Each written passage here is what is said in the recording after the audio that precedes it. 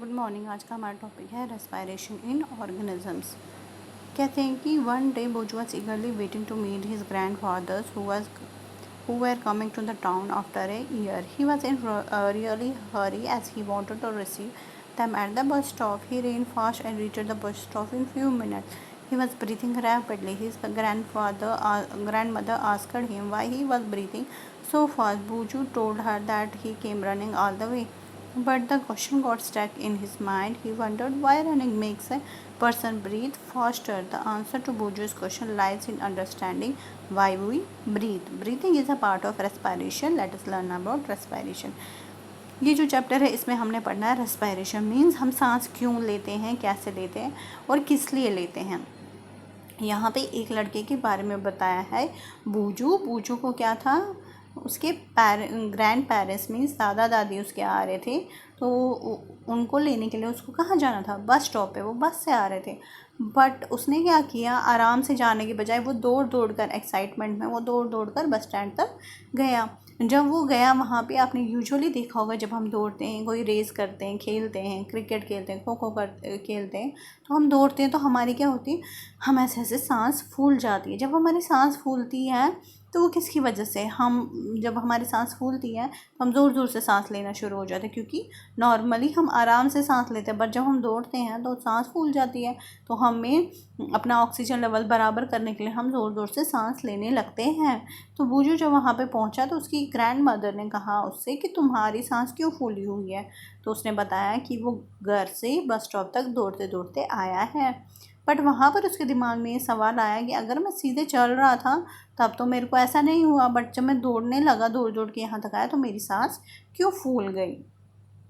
तो ब्रीथिंग किसका पार्ट है, रेस्पायरेशन का। तो हमें पढ़ना है रेस्पायरेशन के बारे में।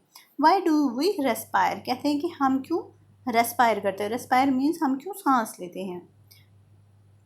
In chapter 2, you learn that all organisms made of small microscopic units called cell. A cell is the small structural and functional unit of organisms. Each cell of an organism performs certain functions such as nutrition, transport, excretion, reproduction. To perform these functions, the cell needs energy. Even when we are eating, sleeping, reading, we require energy. But where does this energy come from? Can you say why your parents insist that you should eat regularly? The food has stored energy which is released during respiration. Therefore, all the living organisms respire to get energy from food. कहते हैं कि आपने दूसरे chapter में पढ़ा होगा कि हमारी जो भी ऑर्गेनिज्म है वो किससे बना है, सेल से बना है। और सेल क्या होता है, स्ट्रक्चरल फंक्शनल यूनिट एक ऑर्गेनिजम्स का। जो हर सेल होती है वो कोई सर्टन फंक्शन, कोई ना कोई फंक्शन परफॉर्म करती है। तो उनको फंक्शन परफॉर्म करने के लिए क्या चाहिए, एनर्जी चाहिए।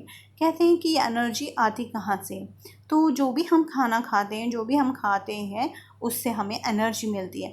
वो उस एनर्जी से क्या होता है, हमारी जो बॉडी है वो किससे बनी है, सेल से बनी है। तो उन सेल्स को वो एनर्जी मिलती है, तब जाके हमारी बॉडी काम करती है। हमारी बॉडी भी एक तरह की मशीन है। जैसे आप मोबाइल लगाते हो, उसको चार्ज करते हो, अगर मोबाइल में आप चार्ज नहीं करोगे, उसकी बैटरी डाउन हो जाएगी, तो वो कुछ मतलब आप उसमें कुछ भी नहीं चला सकते, वो बंद हो जाएगा बिल्कुल। वैसे ही हमारी बॉडी भी सेल से बनी है, तो हमारी बॉडी को भी चार्ज होना पड़ता है। अब हमारे को प्लग लगा के चार्ज नहीं करते, बट हम क्या करते हैं काम, हम खाना खाते हैं, जिससे क्या होता है, हम अच्छा न्यूट्रिशन, हमें हर कोई न्यूट्रिशन लेना पड़ता है ताकि जो हमारी बॉडी को क्या है एनर्जी मिल जाए। वो एनर्जी कहाँ पहुंचती है, सेल्स में, और वो हमारी बॉडी को काम करने में मदद करती है। कहते हैं कि इसलिए हमारे पेरेंट्स हमें इंसिस्ट करते हैं, हमेशा आपको पेरेंट्स बोलते होंगे सुबह दूध पियो या अच्छे से ब्रेकफास्ट करो या खाना क्यों नहीं खा रहे हो। हम कभी बोलते हैं हमें ये सब्ज़ी नहीं खानी है, अच्छी नहीं, हम सिर्फ टेस्ट देखते हैं कि हाँ इसका टेस्ट अच्छा नहीं तो हमें नहीं खाना, इसमें टेस्ट अच्छा है तो हमें ये खाना है। बट टेस्ट की बात नहीं होती, बात होती है कि उसमें कौन से विटामिन, कौन से मिनरल्स क्या प्रेजेंट है उसके अंदर, और वो हमारी बॉडी को कैसे हेल्प करते हैं। Therefore, all organisms requires respire to get energy from food. कहते हैं कि जो सारे ये होते हैं, the food has stored energy which is released during respiration. कहते हैं जो फूड में होता है उसमें क्या होता है, एनर्जी होती है। वो जब हम रेस्पायर करते हैं तो वो एनर्जी रिलीज़ होती है। इसलिए हर किसी ऑर्गेनिज्म को एनर्जी के लिए रेस्पायर करना ज़रूरी है. ड्यूरिंग ब्रीथिंग वो breathe in air. We know, you know that air contains oxygen. We breathe out air which is rich in carbon dioxide. The air we breathe in transport to all parts of body and ultimately to each cell. In the cells oxygen है. ये क्या कहते हैं कि जो हम क्या करते हैं, लेते हैं वो ऑक्सीजन लेते हैं और छोड़ते जो है वो क्या छोड़ते हैं, carbon dioxide. The process of break down of food, जब ये प्रोसेस होता है जिसमें फूड ब्रेक डाउन होता है उसको हम बोलते हैं सेलुलर रेस्पायरेशन.